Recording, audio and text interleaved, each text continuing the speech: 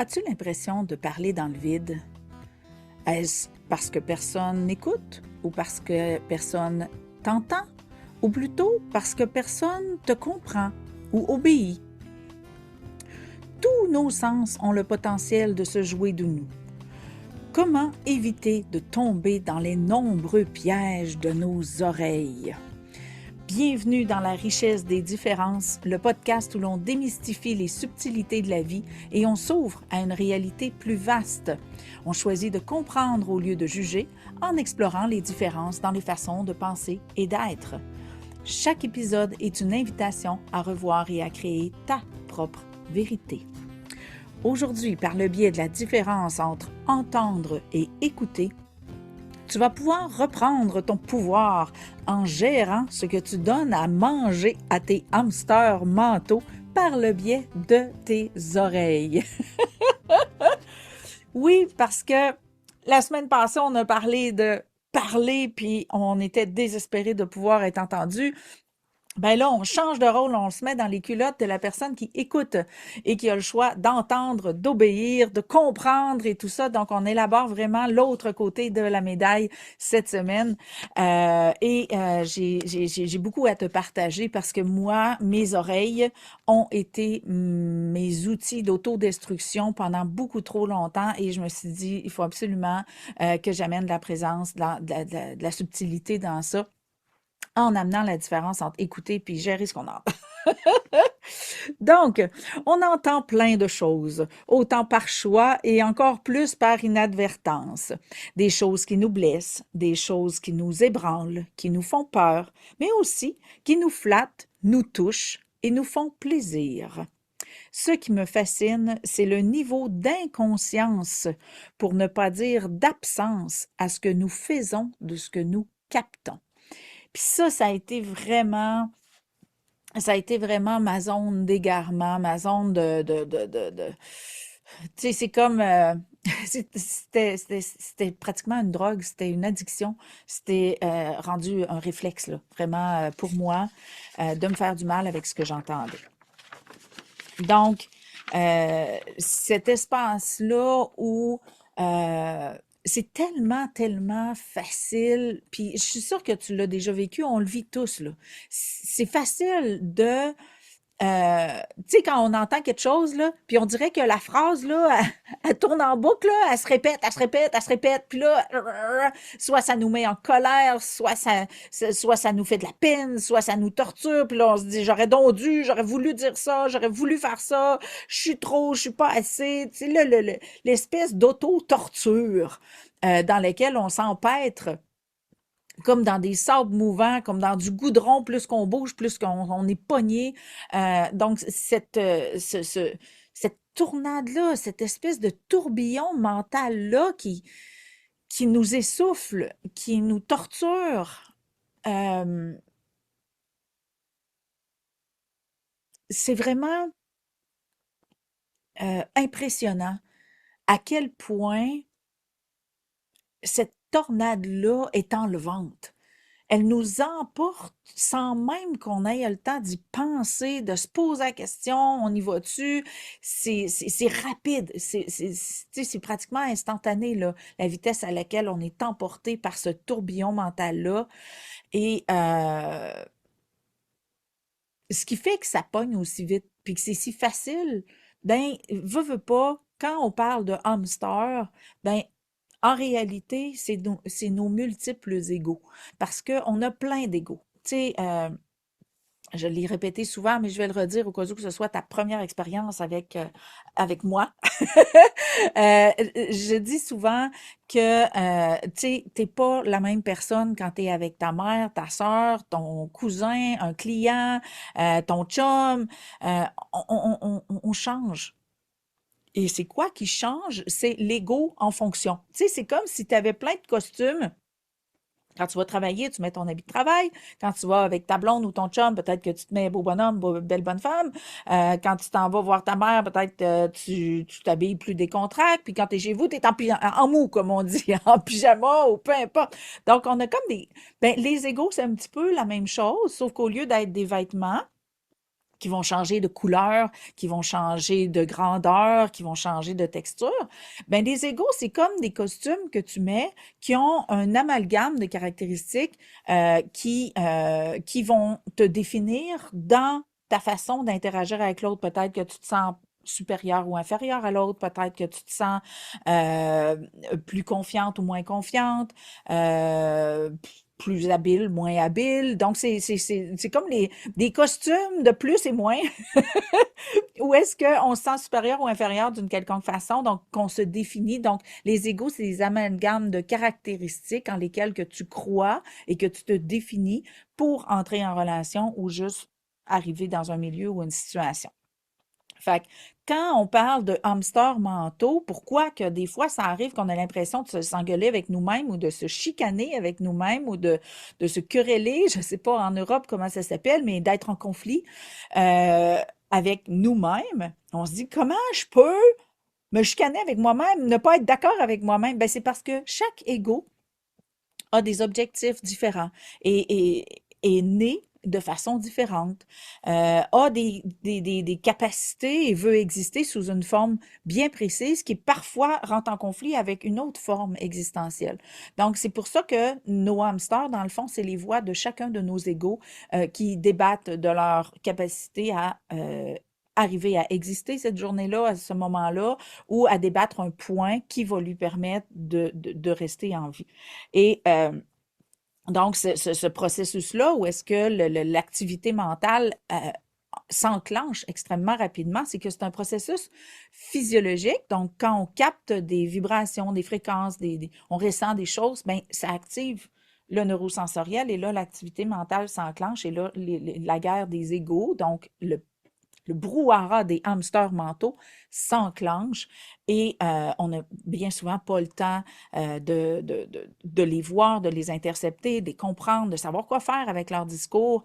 Ça, c'est vraiment, tu sais, quand j'accompagne des gens, que ce soit en individuel ou par le biais de l'école, là, c'est un processus qui est très, euh, qui demande beaucoup, beaucoup d'entraînement, beaucoup de présence, beaucoup de perspicacité. Donc, ça se fait pas de même. De comprendre le concept, bien sûr, ça se fait quand même bien, mais d'être capable de s'intercepter, parce que moi, à cette heure, je m'intercepte, puis je gère les hamsters, je gère ce que je fais avec tout ça, mais je suis passée vraiment par tu sais, mes 42 ans, là, quand je dis mes 42 ans de maladie mentale, là, ben, dans le fond, mes 42 ans de maladie mentale, c'était j'écoute le hamster qui va créer le plus de drame. Ça se résumait pas mal à ça, là. Donc, j'avais une espèce de don.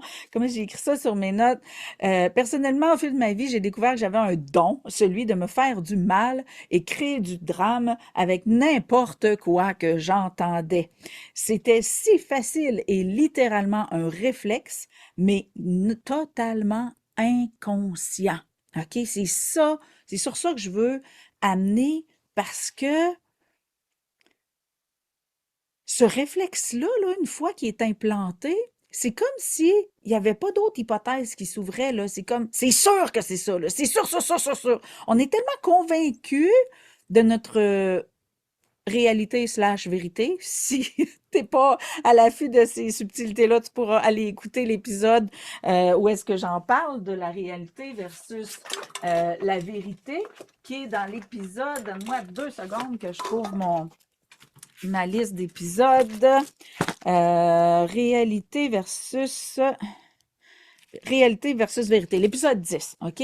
Donc, si t'es pas à l'affût des subtilités de la réalité versus vérité, donc, quand on est égaré, là, qu'on qu'on est au stade où j'étais, là, OK?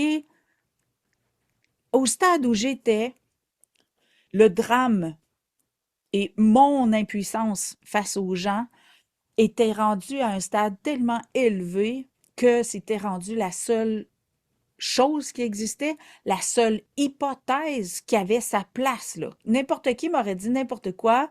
J'étais complètement obsédée par tu sais, vraiment aux prises, là, dans un tourbillon entre victime, bourreau, sauveur, là, je passais vraiment du bourreau à la victime, bourreau, victime, bourreau, victime, bourreau, victime, alors que j'aspirais à être la sauveuse d'un pathétisme, là, hallucinant, là. Je vais donner un exemple concret, puis j'en ai plein, là. Celui qui monte présentement, c'est quand je travaillais Je travaillais dans une entreprise, j'étais adjointe de direction générale. À un moment donné, ma boss, elle était très, très, très malade, donc elle venait plus au bureau. Donc, elle travaillait de la maison, puis j'étais comme à peu près, à part ses associés, j'étais comme à peu près le seul contact qu'elle avait encore avec le bureau. Et malheureusement, malheureusement, je m'étais retrouvée dans cette position-là parce qu'elle savait qu'elle pouvait me faire confiance puis que j'allais être capable de dealer avec bien des choses pour qu'elle puisse justement se reposer. Mais là, ce qui est arrivé, je suis tombée dans le piège qu'une des employées slash associées euh, voulait tout faire pour me rendre folle, m'humilier, me diminuer, m'écraser.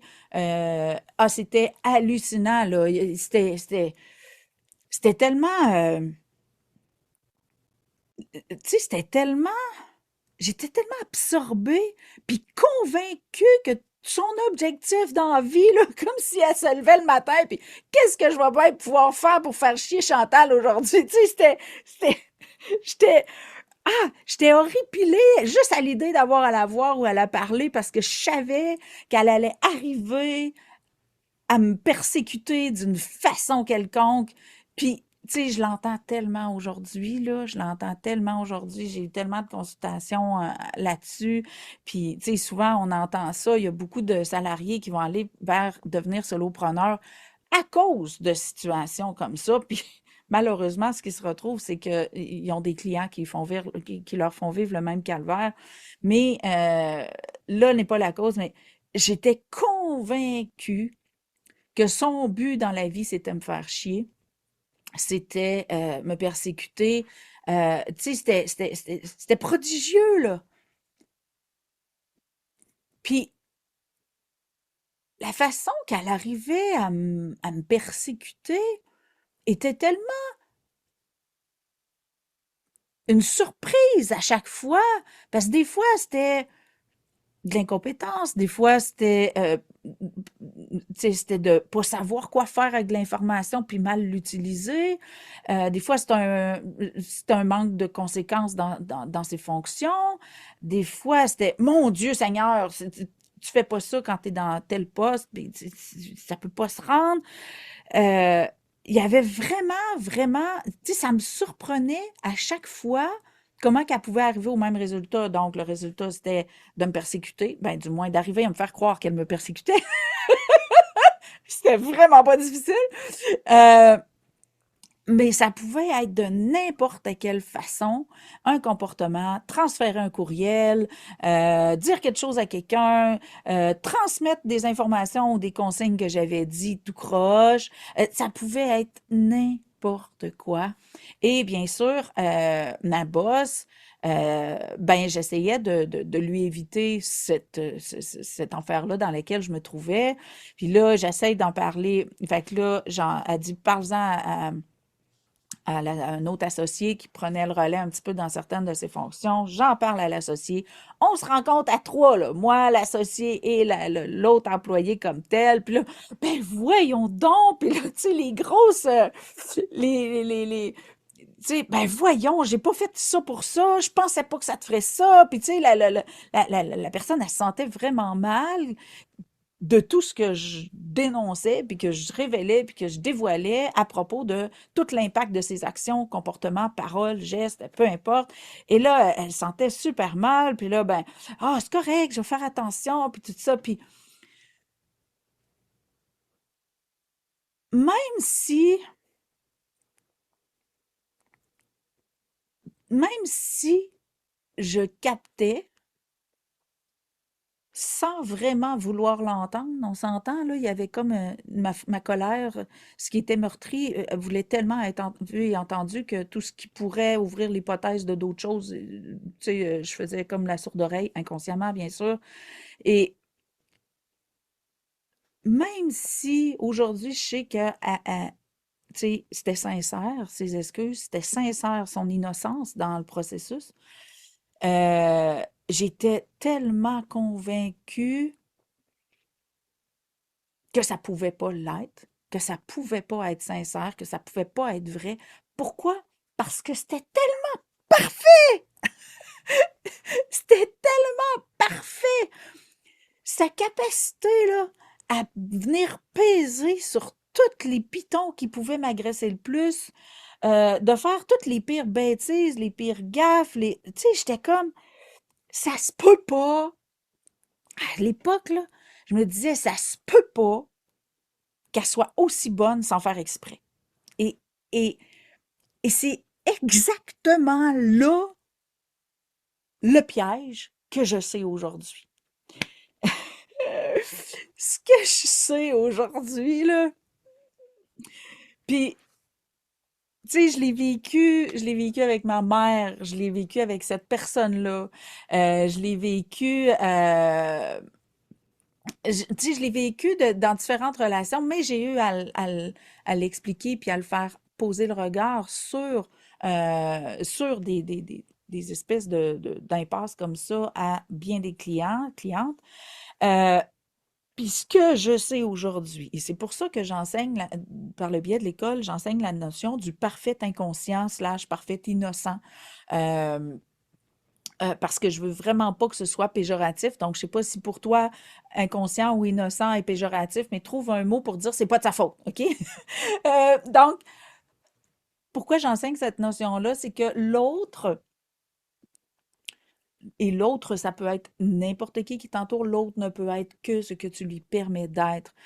Et cette espèce de malléabilité-là, qui est un concept très complexe là, que j'ai bien expliqué, bien élaboré par le biais de l'école, euh, ça fait qu'aujourd'hui, je sais, sans l'ombre d'un doute, sinon je ne l'enseignerai pas, ce que je sais aujourd'hui, c'est que plus on m'agresse avec précision, OK? C'est là qu'on est capable de le repérer. Donc, plus on est agressé avec précision, plus je sais que c'est moi qui crée l'agression. OK? Puis ça donne toute une claque à la gueule. Parce que, puis dans le fond, c'est logique, là. C'est vraiment logique. Si tu t'assis, là, OK? Puis t'en as peut-être dans ta vie, là, des personnes que t'on dirait que leur seul but dans la vie, c'est de te faire chier. Euh, Si tu l'as vécu ou si tu le vis, tu dois te demander comment ils font pour être aussi précis. Tu dois te demander comment ils font pour être capable de peser sur le piton après 2 minutes de conversation. Tu sais, c'est sûr que, donc, la réponse est toujours dans la question, comment ils peuvent y arriver si c'est eux qui le font? C'est impossible. Donc, ça veut dire qu'on a la capacité d'interpréter des gestes et, dans le contexte de cette émission-ci, des paroles. On a la capacité d'interpréter des paroles et d'en faire n'importe quoi. C'est vraiment vrai, là. N'importe quoi. Puis, ce qui est fascinant, c'est qu'avec tout le travail que j'ai fait sur moi, tous ces concepts-là que j'ai développés, euh, la personne, la personne qui a été le plus apte à me faire du mal, et je reformule ma phrase, la personne qui m'a aidé le plus à me faire du mal, c'est ma mère. Donc, si j'élargis le concept de base que plus on m'agresse avec précision, plus c'est moi qui crée l'agression, j'ajouterais plus on aime la personne et plus la personne nous aime. Et c'est vraiment dans plus la personne nous aime, plus elle est malléable malgré elle. Ça veut dire quoi? Ça veut dire que mon chum puis ma mère sont probablement les personnes qui m'aiment le plus avec Joanne. Euh, Puis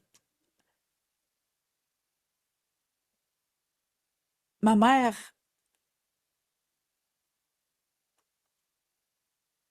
malheureusement pour elle, malgré tout l'amour qu'elle voulait bien me livrer, m'a livré la capacité à me détruire au plus haut degré. Mon chum, qui m'aime énormément, mais que j'ai pas eu le temps de croire en sa cruauté parce que j'étais pas une enfant.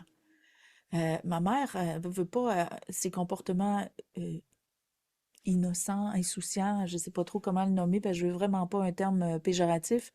Ma mère a commencé à me générer des traumatismes dans ma vie. J'étais vraiment très, très, très petite là, dans le berceau. Donc, c'est sûr que les croyances qui sont nées de ça, euh, se sont imprégnés au fer rouge. Tandis que, tu sais, quand j'ai connu mon chum, tu sais, j'étais début trentaine, quelque chose du genre, ben tu sais, malgré que j'étais pas mal dans le cave, là. J'étais pas mal au fond, mais dans les premières 10 années, là, tu sais, j'ai commencé à remonter la pente. Donc, à cette heure, donc aujourd'hui, lorsqu'il appuie sur un bouton, nous savons, lui et moi, qu'il n'y avait aucune idée que c'était un bouton. Et moi, je sais très bien que j'avais besoin de ce bouton-là pour me réveiller d'une quelconque impasse dans laquelle je me trouve. Donc, ma réaction face au bouton aujourd'hui, quand il pèse sur le bouton rouge qui va me faire disjoncter ou péter les plombs ou rentrer dans une tornade émotionnelle, ben, tu sais, je le sais que souvent, je vais avoir demandé de l'aide à l'univers quelques jours avant ou quelques heures avant ou peu importe, ou je vais être dans une impasse ou je vais me questionner sur quelque chose. Puis, tu sais, il- il est très malléable et souple à mes besoins parce que c'est probablement la personne qui m'aime le plus dans ma vie présentement et il est en mesure de me livrer tout ça avec une facilité. Puis ce qui est cool, c'est que, tu sais, je tomberai pas dans le mépris ou dans la haine, dans la colère contre lui. Je vais tomber dans le mépris de l'impasse, mais je vais rentrer en gratitude et en reconnaissance envers lui et moi d'être sortie de l'impasse inconsciente dans laquelle je me trouvais. Fait que c'est vraiment, je vais te donner un exemple parce que, tu sais, j'ai mis fin à ma relation avec ma mère il y a quelques mois. Euh, puis, mon chum, bien sûr, sans même le vouloir, encore une fois, sans savoir qu'il m'aidait, il m'a aidé d'une façon tellement simple. Une phrase. Je te raconte l'anecdote. Ma mère m'envoie un courriel pour me demander un service. Puis, je suis pas en mesure d'y dire si je vais pouvoir y aller ou pas. Donc, je réponds pas tout de suite. Parce que j'ai une grosse journée devant moi, fait que j'ai aucune idée si je vais pouvoir y aller, puis quand je vais pouvoir y aller, si j'y vais. Fait que je réponds pas tout de suite au courriel. Et là, finalement, 1 heure ou 2 plus tard, le téléphone sonne, et là, c'est ma mère au téléphone qui dit: «Tu m'as-tu appelé?» Ça, c'est sa méthode pour qu'elle qu'elle utilise depuis des années pour entamer une conversation. Fait que là, j'ai non, je t'ai pas appelé. Fait que je te rappellerai. Ben, t'as-tu eu mon email? Fait que là, oui, j'ai eu ton email. Et elle m'a dit, tu vas-tu venir? Ben, si je t'ai pas répondu, c'est parce que je suis pas prête à te répondre. Puis si je suis pas prête à te répondre, ça me donne rien de t'appeler pour te dire je suis pas prête à te répondre. Je vais attendre de voir parce que j'ai d'autres priorités que toi dans ma vie et je vais gérer mes priorités puis je verrai s'il me reste du temps pour toi à la fin de la journée ou si je remets ça à plus tard. Et là, méga frustrée, elle me dit ben ça y est, j'haïs ça quand tu me parles de même puis tout ça. Et là, j'étais vraiment en colère parce qu'une fois de plus, elle me demandait d'être autre chose que ce que je suis, chose que j'ai fait pendant 42 ans. Donc, je deviens en colère et je dis, garde, je t'appellerai là si j'ai le temps. Fait que là, plus tard dans la journée, toute la journée, je suis de plus en plus agressive, de plus en plus agressive. Et là, la fin, le début de l'après-midi arrive, puis là, je vais me débarrasser de ce tourbillon mental-là. Je vais dire que je vais y aller après le souper, fait que je vais arrêter de penser à ça. Fait que j'envoie un courriel pour dire, je vais passer après le souper. La journée passe, la journée passe, la journée passe. Et plus la journée passe, plus l'agressivité monte, l'agressivité monte. Et là, je suis comme, comment je vais y arriver? Et là, je suis comme assis. Je me souviens plus si c'est avant ou après le souper, mais tu sais, genre, le moment approchait vraiment beaucoup. Et comme je suis assis, mon chum est couché sur le divan à côté. Puis là, il dit, si tu fais, je fais du conditionnement mental parce que je veux y aller sans être aussi agressive que je suis maintenant. Fait que je suis en train d'essayer de me calmer, puis blablabla. Fait que là, euh, et je me souviens qu'à une époque, au début, quand j'ai rencontré mon chum, je trouve une parenthèse dans une parenthèse, j'espère que tu te perdras pas. Au début de ma relation avec mon chum, j'étais pas capable de dire non ou de demander quoi que ce soit. Donc, comment que je faisais les choses? Je me blessais ou je tombais malade ou, tu sais, il arrivait tout le temps quelque chose de terrible qui faisait que ça égalait non, mais j'avais réussi à ne pas avoir à dire non ni à demander quoi que ce soit ou à mettre ma limite. Fait que là, pendant que je suis en train, je ferme la parenthèse, la deuxième parenthèse et je reviens à mon histoire. Donc, je suis assis dans ma chaise, mon chum est assis sur le divan et là, je suis en train d'essayer de me convaincre d'y aller et là, je me souviens de l'espace où j'étais tellement dans je veux pas, je veux pas, je veux pas, je veux pas, je veux pas. Tu sais, un enfant là, qui fait la crise du bacon, là, je veux pas, je veux pas, je veux pas. Je sens ce je veux pas là à l'intérieur de moi qui est très, très, très pareil à toutes les fois où je m'étais blessée ou que j'avais eu un accident ou qu'il était arrivé quelque chose de terrible.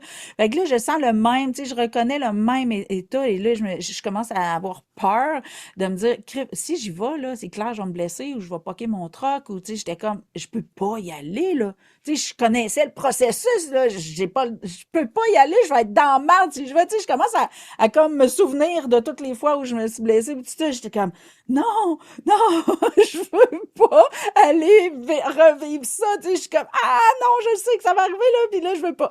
Fait que là, j'ai OK, je garde, je vais appeler ma mère, puis je vais lui dire que j'y vais pas. Fait que je prends le téléphone, je l'appelle pour lui dire que j'y vais pas. Et là, je t'évite la version longue, mais grosso modo, je disjoncte parce qu'elle me reproche encore d'être et de penser et de dire tout ce que je suis. Et là, je disjoncte et là, je raccroche le téléphone avec une force incroyable. Et là, je suis vraiment en colère. J'éclate en sanglots parce que la colère, je suis plus capable de la contenir. Puis là, je pleure ma vie. Puis là, mon chum, il me regarde. Fait que là, j'y raconte un peu la journée que j'ai passée. Fait que là, il me regarde puis il me dit la phrase. La phrase. Tu sais, le sirop Lambert, là, à une époque, il guérissait tout, là. C'était la phrase sirop Lambert que mon chum m'a dit. Il dit, ben ouais, mais pourquoi tu n'as pas juste dit non un matin? Et là, blackout, je tombe en pause. Et là, je réalise que ça avait jamais été une option avant que je disjoncte. Et là, je réalise que toute la colère que j'avais, non seulement de cette journée-là, mais de toute ma vie, c'était que je m'étais jamais donné le choix. Je m'étais jamais dit, ben, je pourrais juste dire non. Et là, je réalise l'ampleur du phénomène que ça n'a jamais été une option pour moi de dire non à ma mère. Et là, je vois, là, tu sais, c'est comme un gros zoom-out, là, tu sais, comme dans les films, là, que tu vois, admettons, quelqu'un lâcher un cri de mort, là, puis qu'ils font un zoom-out sur la Terre, là, puis que là, on voit soit la grosse explosion ou la grosse distorsion de la Terre au complet, là. Ça fait un petit peu ça. Ça fait comme un gros zoom-out de ma vie où est-ce que je vois que je me suis jamais donné le choix de dire non, le droit de dire non, ni même l'option de dire non de prime abord.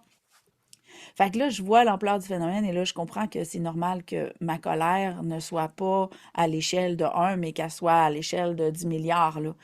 Donc, je vais beaucoup trop accumuler de non à moi et de oui à ma mère. Le déséquilibre était beaucoup trop grand pour que j'arrive à faire quelque chose de ça. Donc, c'est sûr que dans cet espace-là, mes oreilles entendaient pas est-ce que ou pourrais-tu, voudrais-tu, as-tu le temps, serait-il possible? Ça, je l'entendais pas, là. Je l'entendais pas. Je pouvais pas entendre ça parce que c'était pas c'était plus une question. Je l'entendais, je le percevais et je le vivais comme un ordre. Viens me voir aujourd'hui.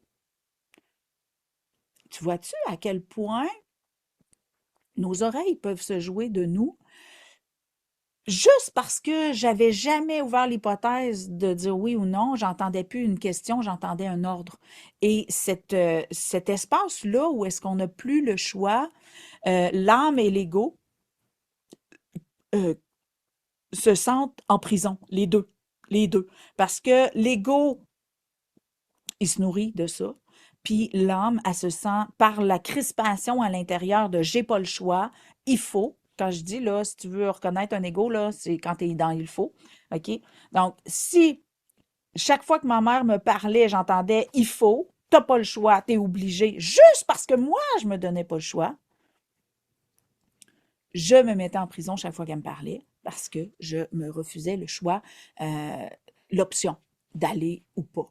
Fait que cet espace-là a été un espace de torture assez intense euh, et qui faisait que tout ce qu'elle me disait, donc si elle me demandait un service, elle me le demandait, elle m'ordonnait, mais c'est moi qui entendais un ordre. Si elle me...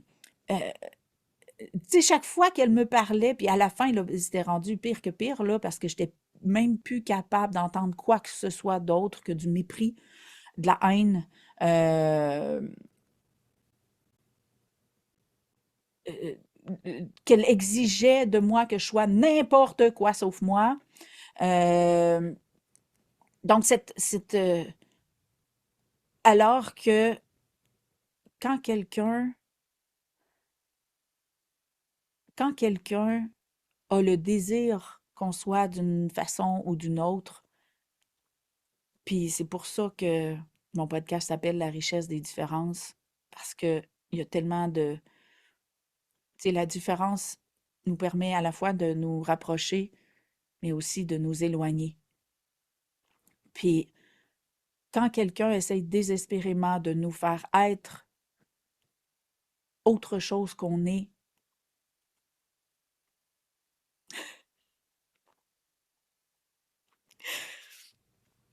c'est parce qu'il tente désespérément de se rapprocher de nous par la similitude.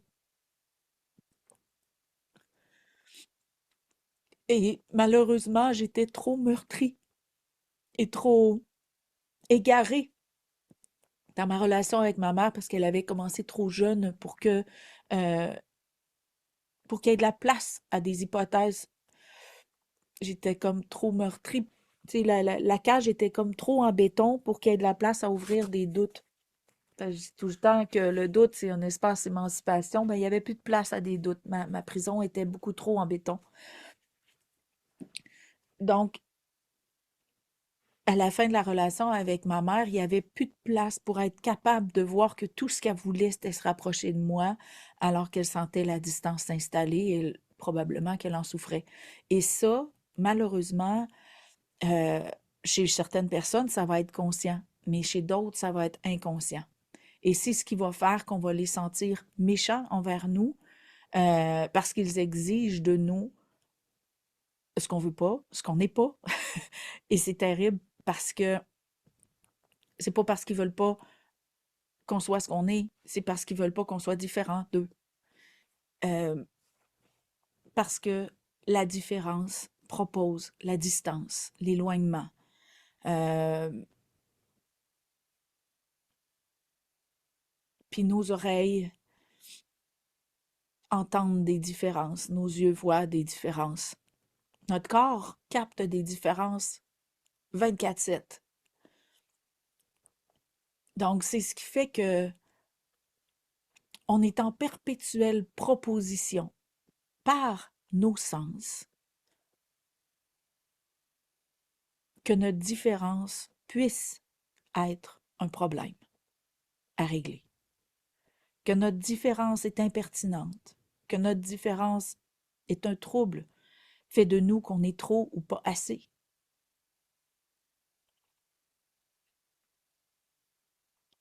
Donc, puis c'était vraiment mignon, puis j'utilise le mot mignon euh, parce que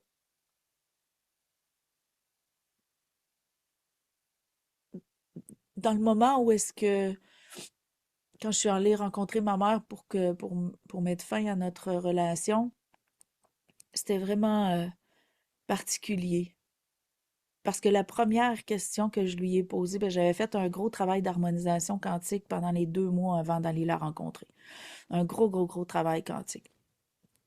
J'avais préparé une lettre, j'avais préparé une entente relationnelle. Regarde, j'avais préparé plein de choses et j'avais fait un gros travail vibratoire pour harmoniser ce moment-là, pour qu'il soit au-delà de mes espérances. Et quand la veille, juste avant, je révise mes notes, je révise ma lettre, je révise mon planning, je révise mon état, puis tout ça, puis OK, ça va bien aller. Puis là, et je reçois, tu vas poser une question au début de ta rencontre, Chantal. Ah, OK. Et ta question, ça va être, et là, je l'entends, là, vraiment, là, comme je te le dis là, je l'entends aussi fort. C'est rare que j'entends euh, quasiment aussi fort que, parce que entendre par canalisation, c'est pas pareil comme entendre avec ses oreilles, mais là, c'était quasiment pareil tellement que c'était fort. Puis la phrase que j'ai reçue à dire au début de la rencontre, c'était: est-ce que tu as besoin ou envie, ou est-ce que c'est important pour toi qu'on ait une relation ensemble? Donc, quand je suis arrivée, puis que j'ai rencontré ma mère, puis j'ai posé la question, elle m'a dit: pas vraiment. Ça m'a fait tellement du bien pendant les 2 derniers mois de qu'on se parle pas puis qu'on se voit pas parce que pendant ces 2 mois-là, j'ai arrêté de me comparer.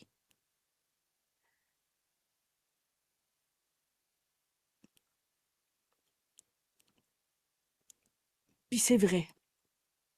C'est vrai que ma mère s'est toujours comparée à moi parce qu'elle m'avait, quand moi j'ai pris le rôle de sa mère dans ma vie, dans sa vie, que je me suis comme attribué la responsabilité de son bonheur comme de son malheur, bien sûr. En même temps, c'est comme ma mère m'avait mis comme sur un piédestal depuis que je suis presque adolescente. Ma mère m'avait mis sur un piédestal, elle m'admirait beaucoup, donc veut pas, ça l'a amené dans un espace de comparaison constant, puis elle se faisait beaucoup de mal avec ça. Donc, c'est sûr que, tu sais, en dernier, là, tu sais, dans les 3, 4, 5 fois, là, les derniers contacts qu'on a eus et que j'ai vu l'ampleur du phénomène, j'ai dit: wow, ça suffit, là. Juste pour te donner un exemple, on était au bingo, puis là, j'attendais la fin d'un jeu pour aller faire pipi. Fait que là, aussitôt que le jeu finit, oh, je vais aller faire pipi, là, parce que là, j'en peux plus de me retenir. Puis là, elle dit: c'est pas bon de te retenir. Tu devrais arrêter de te retenir parce que tu vas, tu vas faire une descente de vessie, là. Fait que là, je suis pas obligée de faire une descente de vessie parce que je me retiens, là. Ben oui, c'est héréditaire, là. J'en ai fait, là. C'est sûr que tu vas en faire. T'as pas le choix d'en faire. Fait que là, quand j'ai vu que c'était rendu, que son besoin de similitude était rendu et que j'aille une descente de vessie, tu sais, c'est à la fois, tu sais, c'est comme, je peux pas faire autrement que d'en rire parce que l'autre option, c'est d'en pleurer parce que c'est d'une tristesse. J'ai dit: crème, elle veut que j'y ressemble tellement qu'elle veut que j'aille une descente de vessie. Il y a un besoin toxique dans ça, là. Fait que quand on a mis fin à notre relation, ça s'est fait d'un commun accord parce que justement, elle a eu la chance pendant ces 2 mois-là où est-ce que zéro contact, elle a eu la chance de se rendre compte que elle se faisait du mal avec moi, elle aussi. Et tu sais, la rencontre a duré 1 heure et quart, donc il s'est passé beaucoup de choses que je t'épargne les détails, mais ça a été, ça a brassé beaucoup de choses parce que bien sûr, son rôle n'avait pas changé. Elle a pesé sur tous mes boutons rouges jusqu'à temps qu'elle pèse sur celui qu'il fallait pas. Tu sais, le gros bouton, là, qui, t'as l'impression qu'il est gros de même, là, comparé avec les autres, que le doigt rentre à peine, là. Donc, tu sais, quand elle a pesé sur le gros bouton rouge, elle s'est rendue compte de l'ampleur de ce que j'avais accumulé sans qu'elle s'en rende compte. Puis, encore une fois, c'est vraiment spécial parce qu'elle me disait, elle dit: comment tu peux être aussi traumatisée? Elle dit: moi, là, tout ce que je me rappelle de notre relation, c'est comment qu'on a été heureuse, qu'on a ri ensemble, qu'on a. Et là, plus qu'elle me disait ça, puis j'étais comme: ah, Chantal, t'es donc ben hypocrite. Puis tu sais, ce que j'ai répondu à la fin, j'ai dit: oui, mais entre chaque joie, il y avait un autre traumatisme qui s'ajoutait. Puis, tu sais, je sais très bien que c'est zéro de sa responsabilité si elle n'a jamais été au courant de ces traumatismes-là, puis qu'elle n'a pas jamais pu s'améliorer puis mieux m'aimer parce que quand tu as une mère suicidaire, tu veux pas rajouter ta tristesse puis ta souffrance à son fardeau. Fait que j'avais développé le réflexe de me taire, de ne jamais parler. Donc, c'est sûr qu'elle pouvait pas. Donc, j'ai réalisé à quel point euh, de ne jamais m'exprimer, c'était pas parce qu'elle m'avait pas écouté, c'était pas parce qu'elle voulait pas m'entendre, c'était pas parce qu'elle voulait pas me comprendre, mais j'y ai jamais permis d'être là pour moi. Parce que je me suis cachée, je me suis tassée de ma propre vie spontanément, encore une fois par amour. Quand je dis que l'amour est fou, euh, l'amour détruit parce que on est le maître à bord, puis toutes les débilités avec lesquelles on peut se faire du mal par amour pour les autres, sans se rendre compte à quel point on se fait du mal à nous, a fait que aujourd'hui, je vais avoir 53 ans bientôt, euh, moi puis ma mère, on a conclu, puis on s'est rendu compte qu'on était ben trop bonnes pour se faire du mal l'une avec l'autre, puis on va être pas mal meilleur pour s'aimer à distance que dans une relation où on se côtoie. Puis c'est vraiment ça que j'ai dit, j'arrêterai pas de t'aimer, je vais t'aimer pareil, mais sans l'option d'en souffrir. Puis ça, c'est rendu vital pour moi de faire ce choix-là, parce que c'est trop facile pour moi de me faire du mal avec ce que tu dis, puis toi, c'est trop facile de te faire du mal avec ma différence. Fait que ça a été vraiment un moment. Je suis encore, tu sais, ça s'est passé, cette rencontre-là a eu lieu au mois d'avril, puis présentement, on est fin juin. Puis je suis encore tu sais, comme dans la poussière après le tremblement de terre, là, je suis comme encore ébranlée, puis encore d'une semaine à l'autre, j'ai encore des prises de conscience, j'ai encore de. Donc, c'est sûr qu'en suivant les prochains épisodes, ça se peut que tu aies d'autres révélations qui découlent de cette histoire-là, parce que je fais encore beaucoup de prises de conscience. Je constate la profondeur de mon ignorance de moi, puis depuis que j'ai fait ce choix-là, puis depuis que j'ai vu que mon réflexe d'entendre, de me faire du mal avec ce que j'entends, que je l'écoute ou pas, je l'entends. Et j'avais la capacité de me faire du mal, que ce soit sur le moment, que ce soit après.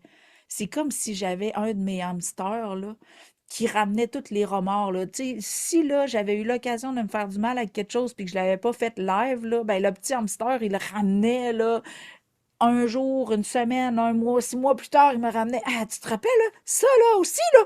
Tu sais, il y avait comme un hamster stand-by de marde, puis qui se montait une réserve au cas où que j'aille besoin de souffrir. C'était mon addiction à la souffrance.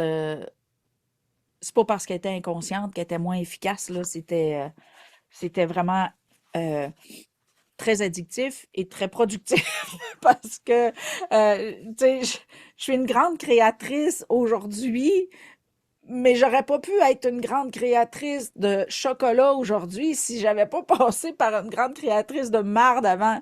Parce que quand j'ai réalisé l'ampleur du merdier que j'avais créé juste en choisissant de croire, d'entendre, de voir des choses et d'en faire quelque chose qui pourrait arriver à me faire du mal d'une quelconque façon, oui, ça m'a demandé d'humilité parce que je suis passée par la honte de ça, mais aujourd'hui, je suis dans la gratitude parce que un coup que tu as vu que tu es capable de créer une montagne, ben tu dis au lieu de créer une montagne de merde, parce que si j'avais juste vu le carré de sable, ben j'aurais pas capoté avec mon pouvoir.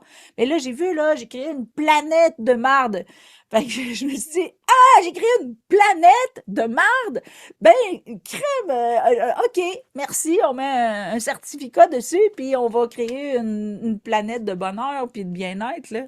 Donc, c'est vraiment un processus qui m'a fallu vivre pour toucher à mon pouvoir de création parce que nos sens sont les proposeurs, mais notre libre arbitre, donc ce qu'on fait, donc ce qu'on choisit de croire, ce qu'on choisit de faire de ce que nos sens nous proposent, ben c'est nous le maître à bord. Puis dans la différence entre entendre et écouter, ben il y a aussi interpréter, comprendre et obéir qui se glisse comme, comme, comme je sais pas, comme du beurre dans le poêle, c'est ça l'expression. Donc, comme du beurre dans une poêle chaude, ça glisse, c'est comme conséquent, c'est comme, ça passe en douce, on n'a pas le temps de les voir arriver, mais ça se glisse. Et c'est pour ça que je vais t'amener les subtilités avec ces 5 termes-là pour que tu aies accès à toute la multidimensionnalité du potentiel de tes oreilles, des petites bébites de même, là. Donc, des petits abreuvoirs qui vont aller abreuver tous tes hamsters. Ben, si tu gères pas l'eau qui rentre, ben, tes hamsters sont capables de faire de la merde. Et moi, ce que je veux, c'est t'éviter de te faire de la merde ou d'arrêter d'en faire si tu es dans un processus comme j'ai été à l'époque, pour que ta vie soit plus agréable, plus confortable dans ton quotidien. Alors, c'est ce qui conclut la tranche de vie. Merci de m'avoir accompagné là, parce que c'est encore suffisamment frais pour que tu sais, quand on a un traumatisme ou qu'on vit des choses qui nous secouent, ça fait toujours du bien d'en parler. Puis, tu sais, bien que je sache les bienfaits que ça peut apporter dans mon entourage, ça me fait aussi du bien d'en parler parce que chaque fois que je le raconte, tu sais, ça fait 10 ans que je suis en business, ça fait 10 ans que je raconte mon agression sexuelle, puis ça fait 10 ans que je le raconte jamais de la même façon, sur le même angle, pour les mêmes raisons, avec le même objectif. Fait que, tu sais, je l'ai raconté de tellement de façons que j'ai fini, je jouais avec la bebelle. Ben, en tout cas, je pense. Tu sais, j'ai cueilli tous les cadeaux que je pouvais aller chercher, là. Fait que, tu sais, chaque fois qu'on le raconte, on va chercher un petit peu plus de conscience, un petit peu plus de présence, un petit peu plus de pardon, des fois. Puis, tu sais, ça, c'est une zone précieuse pour moi pour me livrer l'amour de moi. Fait que ravie de pouvoir partager ça avec toi. Alors, on rentre dans la section où est-ce que je t'amène vraiment les subtilités. Donc, j'ai mis comme la définition des 5 termes que je t'ai nommés. Donc, entendre, écouter, comprendre, et les subtilités sous-jacentes qui sont interpréter et obéir. Donc, je t'amène ça pour vraiment que ce soit clair dans ta tête, là. OK? Donc, premièrement, entendre. OK? Entendre, là, c'est la zone, là, pas besoin d'avoir un choix. Donc, capter avec ses oreilles, volontairement ou pas. C'est aussi simple que ça. Donc, on capte. Il y a des choses qui rentrent, puis il y a des choses qu'on est conscient ou pas. Donc, entendre, c'est ça rentre dans une oreille, puis des fois, ça ressort par l'autre. Mais entendre, c'est capter, tout simplement, là. Puis ça, c'est mon vocabulaire à moi, là. On s'entend qu'il y en a qui vont définir ça autrement. Là, je te dis, moi, par rapport aux subtilités que je veux faire ressortir, je te dis mes définitions à moi.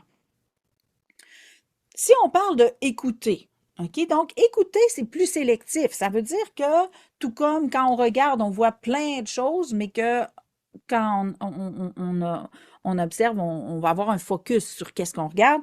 Ben, écouter, c'est un petit peu ça. Donc, écouter, c'est diriger son attention. Donc, c'est vraiment mettre un focus auditif, si on peut dire. Donc, c'est diriger son attention dans le but de bien entendre.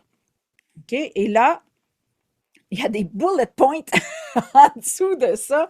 Donc, bien entendre, ça ne veut pas dire qu'on comprend. Bien entendre, ça ne veut pas dire qu'on est d'accord. Et ça veut dire que ça peut être aussi déformé. OK? Donc, quand on écoute, ça se peut qu'on entende tout croche. Pourquoi tout croche? Parce que ce que la personne essaye de dire, ce qu'elle va verbaliser, ce qu'on va entendre et ce qui va se rendre dans notre cerveau, c'est 4 choses différentes. Parce que le même mot ne veut même pas dire la même chose pour tout le monde. C'est pour ça que je te dis, là, les mots que j'utilise, là, c'est mes mots à moi, avec ma définition à moi, mais chacun a ses propres définitions, là. Fait que c'est pour ça que c'est le fondement même d'une conversation. C'est qu'au départ, moi, quand j'ai une conversation, puis surtout en consultation, quand une personne utilise un mot clé que, tu sais, j'entends résonner puis je sais qu'il faut que je travaille avec, je vais demander toujours la définition de ce mot-là pour elle. Parce que c'est ce qui va amener toute la différence, justement, à une rencontre de groupe avec mes étudiants la semaine passée. On a démystifié une problématique qu'elle traînait depuis des années juste en demandant sa définition de son mot, là. Fait que c'est vraiment, tu sais, c'est important, ça. Et ça a un gros impact au niveau des conversations, des communications, tout le temps, là. Donc, souviens-toi que écouter, c'est diriger son intention dans le but de bien entendre, mais que bien entendre, ça ne veut pas dire qu'on comprend, ça ne veut pas dire non plus, ça n'oblige pas à être d'accord, et c'est sujet à être déformé, donc toujours validé. On va y revenir plus tard. Après entendre et écouter, on a comprendre. Encore là, il y a des petits bullet points. Donc, comprendre. Donc, pour comprendre, ça veut dire on a entendu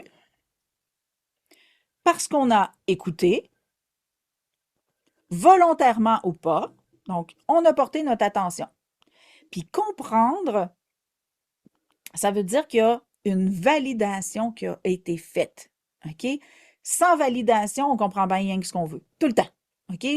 Dis-toi là que si tu as compris quelque chose sans valider, il y a des bonnes chances que tu te sois trompé. OK? Donc, moi, quand je parle avec quelqu'un, puis que je veux être sûr qu'il a compris, je lui demande qu'est-ce que tu as compris de ce que je viens de te dire? Et là, c'est là que, pouf, on peut tweaker puis aller arranger les choses concrètement pour que le message soit bien passé. Puis ça, je le fais beaucoup, beaucoup en consultation parce que c'est super important.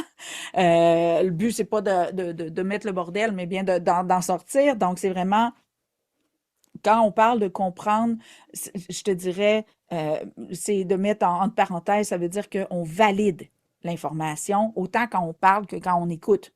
OK? Donc, quand quelqu'un te dit quelque chose, là, puis t'as-tu compris là, ce que je viens de dire? Oui. Ben, si tu dis juste oui, là, ça veut dire non aussi parce que ça n'a pas été validé. Ben, dis ben, moi, ce que j'ai compris, c'est ça. Est-ce que c'est bien ça que tu voulais dire? Puis là, la personne, elle va voir que soit elle n'a pas utilisé les bons mots, ou soit tu ne comprends pas parce que vous n'avez pas le même dictionnaire. Fait que là, il va pouvoir avoir une amélioration dans la conversation.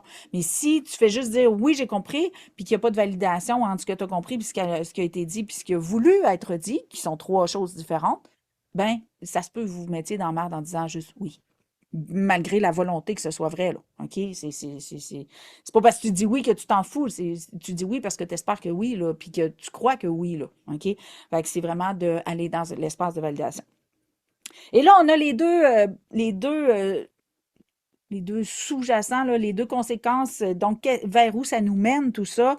Donc, ça nous mène, premièrement, on peut arriver à obéir. Donc, on entend, on écoute la consigne, on croit avoir compris, et là, on a le choix d'obéir ou pas. Donc, s'il y a une demande, ben, ce qui est important de garder en tête, c'est qu'il y a une différence entre écouter, comprendre, puis obéir, là. Parce que souvent, les parents disent à leurs enfants, t'as-tu compris, là? Écoute-moi, écoute-moi, là.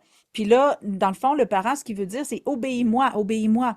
Donc, on n'est plus dans un espace de collaboration, on est dans un espace de ordonner des choses et exiger des choses. Fait que c'est très différent. Fait que l'enfant, oui, il écoute, oui, il comprend, mais il n'est pas obligé d'obéir. Donc, de voir pourquoi il obéit pas, ben, ça peut être soit parce qu'il n'a pas bien compris, soit il veut pas obéir. Donc, est-ce que c'est de la rébellion ou de l'incompréhension? Fait que, tu sais, c'est vraiment des subtilités qui peuvent faire vraiment une grosse différence, surtout dans la relation parent-enfant. Donc, obéir laisse place à tout, entendre ou pas, écouter sans comprendre, interpréter sans avoir vraiment écouté. Donc, l'obéissance, là, c'est une zone grise, là, c'est une zone de haute turbulence bien souvent. Et le dernier, qui est vraiment l'espace que je t'ai expliqué tout au long de l'émission, c'est interpréter. Donc, c'est quoi interpréter? C'est écouter, donc ça veut dire on entend, mais on choisit d'écouter, mais sans valider, et croire qu'on a compris malgré la déformation. Ça veut dire, c'est la différence entre comprendre et interpréter, c'est la validation. Donc, comprendre, ça a été validé, interpréter, le bordel point. C'est la zone grise, OK? Donc, interpréter, et ça, là, tu sais, je le dis souvent, surtout quand j'ai de l'accompagnement pour des couples, interpréter, c'est la pire agent intoxifiant d'une relation de couple, OK? L'idéal, c'est de jamais, jamais faire des présomptions, jamais croire savoir, jamais prétendre savoir.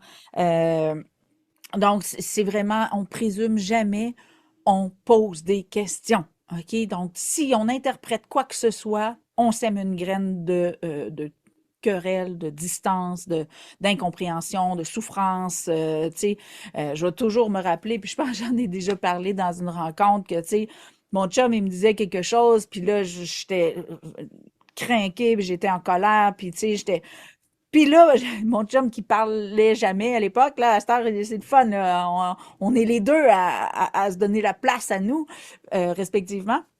Donc là, Astor, il rouspète puis il réagit, mais tu sais, je pense que c'était une des premières fois où il osait dire, là, ça, là, c'est dans ta tête! Puis il m'avait vraiment, là, saisi, là. Il avait vraiment parlé, là, fort. Puis tu sais, c'est quelqu'un qui est très doux, très attentionné. Fait que là, quand il m'a garagé ça, là, c'est dans ta tête! Tu sais, fait que là, moi, j'ai entendu, regarde, OK. Fait que j'ai vraiment étudié ça, puis ça a aidé, ça a été un des éléments clés qui m'a aidé à sortir de, euh, tu sais, on peut appeler ça de la maladie mentale, on peut appeler ça de la paranoïa, ou on peut appeler ça un pouvoir divin à l'autodestruction et à la création de la merde. Pour moi, c'est toutes des synonymes. Donc, ça m'a vraiment. J'avais commencé à sortir, tu sais, à me rendre compte que j'avais une aptitude à créer de la merde. Mais là, pour que mon chum me le dise, ben, crème, c'est la personne que je côtoie le plus. Donc, je me dis, crème, OK, je vais continuer de creuser, là, parce que ça doit être gros. Puis, justement, plus que je voyais ça, plus qu'à un moment donné, c'est là que j'ai réalisé que c'était. Tu sais, à l'époque où il m'a dit ça, j'étais à constater à peu près que j'avais créé une ville ou un pays, là, tu sais, pas la Terre, là. Fait que j'ai eu plein d'autres prises de conscience qui m'ont aidé à comprendre que j'avais créé un monde, une planète de merde. Fait que, tu sais, puis, tu sais, je vais toujours être dans la gratitude qui a osé de me dire ça, là, c'est dans ta tête! Parce que je l'entends encore, puis, tu sais, c'était vrai. C'était vrai que c'était dans ma tête. C'était vrai que j'étais capable de paranoïer puis de créer n'importe quoi, là. Fait que, tu sais, ça m'a vraiment aidé qu'ils me disent ça. Fait que merci beaucoup, chérie, si t'écoutes l'épisode. Alors, je t'amène, je l'aime, ma petite cloche. Je t'amène vers l'incitatif d'intégration, un petit jeu, un petit test et une auto-observation. Ça veut dire quoi? Le petit jeu. Je te propose de t'asseoir avec une situation conflictuelle ou une expérience désagréable ou peu importe, un traumatisme, OK? Donc, quelque chose avec quoi tu n'es pas confortable, là, soit qui t'a blessé et tout ça. Et je te propose d'ouvrir trois hypothèses à partir de l'expérience-là. Ça veut dire quoi? Ça veut dire que tu joues avec les rôles qui ont été distribués. Mettons, tu dis, bon, ben, OK, c'est lui le méchant, mais admettons qu'il n'est pas le méchant, là, mettons qu'il est la victime. Admettons. Puis ça, je l'ai fait dans mon deuxième livre. Il y a une démonstration de ça là, dans Et si Dieu était matière. Je le fais, ça. Je la fais, la simulation, puis je change trois fois de rôle avec la même situation. Puis, tu sais, c'est comme, ça saisit là, de se rendre compte que c'est très facile de changer les rôles. Ça se peut que tu aies de la misère, parce que moi, je suis habituée, fait que peut-être c'était plus facile pour moi. Mais je te dis, là, assis-toi, redistribue les rôles d'une situation, puis rouvre des hypothèses. À partir des hypothèses que tu vas avoir composées, ben, le test, le gros challenge d'humilité que je te propose, c'est d'aller valider, OK? Donc, tu vas avoir trois hypothèses. Fait que tu vas au moins arriver en disant, ben moi, là, je suis convaincu que c'est ça, là. Fait que, mais que tu arrives avec trois hypothèses à la personne concernée, que ce soit ton chum, ta soeur, ta blonde, peu importe, tu vas arriver, ben, moi, là, quand ça s'est passé, là, ben, moi, c'est ça, les trois hypothèses que je vois, là, qui pourraient peut-être, je dis, peux-tu m'enligner sur, c'est quoi vraiment ta version de l'histoire, OK? Donc, c'est vraiment, le but, c'est d'ouvrir le champ des possibilités, de te rendre compte que à partir d'une histoire, il peut en générer 50 à partir des mêmes éléments, mais qu'aussi que la personne peut avoir entendu des choses différentes de toi, interprété des choses différentes de toi, soit parce qu'elle écoutait ou pas, soit parce qu'elle a entendu de façon partielle ou incomplète, ou peu importe. Donc, tu sais, c'est là que tu vas pouvoir accéder à la multidimensionnalité de la communication parce que tu vas être capable, par le biais de cet exercice-là, de voir si tu es au niveau de entendre, au niveau de écouter, au niveau de comprendre ou d'interpréter que le bug s'est installé, puis ça va t'aider dans ta communication. Et après tes trois hypothèses, ta validation, si tu as le courage, parce que c'est sûr que ça demande beaucoup d'humilité, là. Ça demande beaucoup d'amour de toi, là. Tu te prends un gros câlin, là. Puis le troisième step, c'est de t'auto-observer parce que suite à cet exercice-là, tu vas voir que peut-être que ta version était plus t'amenait plus vers la colère, t'amenait plus vers la honte, t'amenait plus vers le drame comme moi. Donc, à partir de là, tu vas te dire, OK, j'ai peut-être une tendance à l'interprétation blabla, donc ton rôle, est-ce qu'il change d'une relation à l'autre? Et là, tu vas pouvoir te voir. Donc, c'est pour ça que j'enseigne la lucidité identitaire et relationnelle et quantique. Donc, à partir de là, tu vas pouvoir commencer à te voir un petit peu plus, puis te challenger quand tu vas arriver dans d'autres situations, quand tu vas avoir ton réflexe de partir sur la route, admettons, du drame comme moi je le faisais, ben commencer à créer d'autres choses que de la merde. Fait que, et bien sûr, c'est sûr que l'incitatif, là, demande un certain temps, un challenge, ça se vit pas en 5 minutes, là, tout ça, là, mais tu sais, si tu le fais, fait à l'issue de ça, ben, tu vas voir comment tu te sens, puis si jamais tu as besoin d'être accompagné pour sortir de là, ça va me faire plaisir. Tu sais, l'incitatif, toute la prise de conscience est faite. Un, ça demande plusieurs prises de conscience pour vraiment le confirmer. Deux, de rentrer dans l'amour de soi dans ça. Mais ça se peut que tu aies besoin d'accompagnement, là. Fait que là, à ce moment-là, tu peux m'appeler pour dire, regarde, moi, je vais pouvoir te dire là, si t'es mieux de passer par l'école ou par moi selon ta problématique précise, là. Mais ça se peut que tu aies besoin d'accompagnement parce que ça demande beaucoup d'humilité, de vouloir, d'arriver à voir quelque chose qu'on veut pas voir. Ben, c'est ça le bug, là. C'est, on peut pas croire, là. Tu sais, moi, quand j'ai vu, là, ma bêtise, là, quand j'ai vu à quel point que, mon Dieu, Seigneur, parce qu'on part d'un espace de victimisation, là. Je pensais être impuissante, là. Moi, mon syndrome de créatrice de merde, c'était son fondement, là, sa baguette magique, c'était l'impuissance. Qu'est-ce qui faisait que j'étais capable de créer tellement de la merde? C'est parce que j'étais convaincue d'être impuissante. Fait que, tu sais, fait que ça demande énormément d'humilité, d'amour de soi, de respect de soi, d'accepter de se voir là où on ne veut pas se voir. On n'a pas envie de se voir dans notre connerie. On n'a pas envie de se voir dans nos bêtises, dans notre ignorance, dans nos espaces honteux, là. Fait que, tu sais, on n'a pas envie. Puis, parce que moi, j'y suis allée, je sais qu'est-ce que ça exige. Ben, pour moi, c'est un privilège d'être capable d'accompagner une personne où elle a besoin d'être aimée dans son espace le plus honteux. Fait que c'est vraiment là que moi, ma spécialité au niveau de mon accompagnement, c'est vraiment là que ça se place.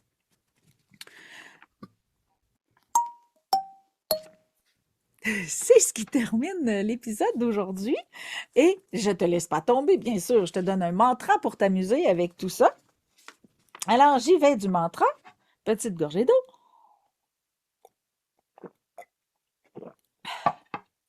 Alors, puisque je sais que mon passé a installé des filtres dans mes oreilles, puis ça, tu peux faire la version yeux aussi, là.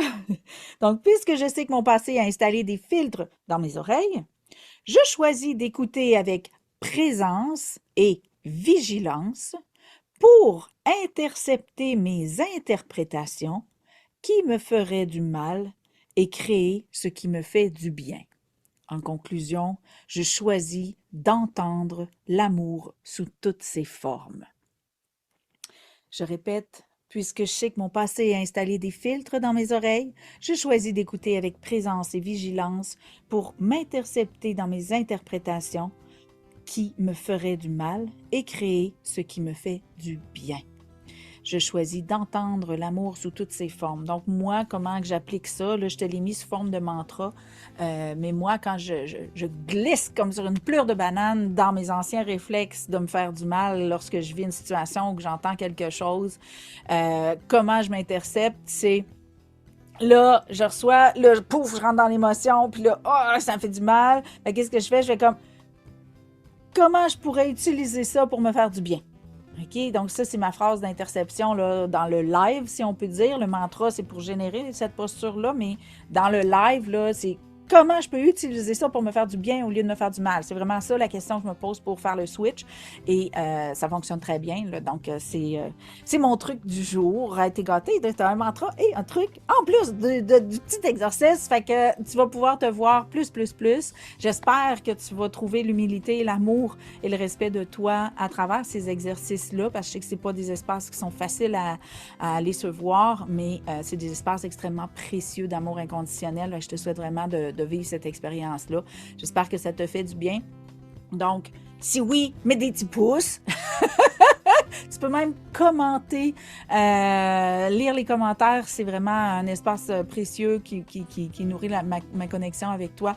Donc, j'apprécie beaucoup les commentaires qui sont laissés là, sur les vidéos. Je les teste, je les lis là, quand même à une fréquence assez régulière, fait que je te remercie d'avance. Donc, je t'invite à liker, à commenter, à partager cet épisode-là. Il y a énormément de gens qui ont besoin de cet espace-là de lucidité où est-ce que il y a enfin un pas qui peut être fait vers arrêter de s'auto-persécuter, arrêter de s'auto-faire du mal avec nos oreilles qui ne demandent qu'à entendre l'amour sous toutes ses formes, qui ne demandent qu'à entendre la musique, la joie et d'entendre « je t'aime ». Donc, je te souhaite de vivre cette extase-là bientôt. Je te remercie pour ton écoute. Encore une fois, un beau moment ensemble. Je te souhaite une belle journée et on se voit la semaine prochaine avec... Oh, on va parler des hypersensitifs versus les hyperempathes. Donc, on va faire du discernement de la subtilité entre les deux. Donc, rendez-vous la semaine prochaine. Bye bye.